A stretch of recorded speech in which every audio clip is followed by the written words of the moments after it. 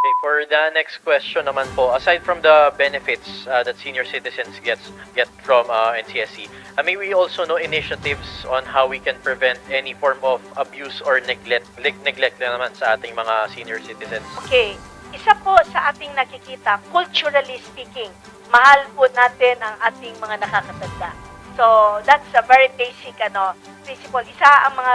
Siguro ang mga Pilipino, isa sa mga bansa, ang Pilipinas, na tayo po ay mapagmahal talaga sa ating mga nakakatanda. However, it is very sad that it can happen and it is happening. Hindi lang natin na ilalantad kasi nahihiya tayo na aminin na tayo ay isang biktima ng pang-aabuso. Kagaya ng po sa violence against women and children, a violence against older person may come in various forms.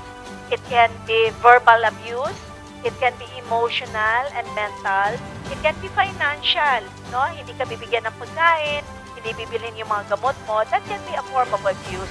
At isa doon, ang pinakamalala ay yung physical abuse. So kung sakali po, ang panawagan natin doon sa mga nakakatanda, kung kayo po ay biktima nito, pwede po kayong tumulog talaga sa mga help desks. Either number one, ang mga hospitals natin may mga help desks niyan kasama nung violence against women and children.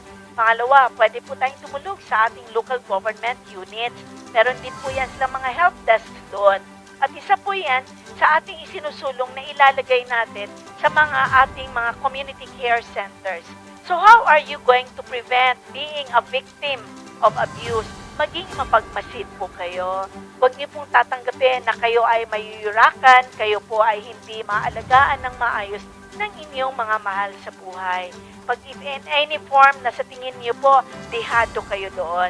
Kayo po ay humingi ng tulong at tayo po ay titingnan natin paano natin matutulungan kayo.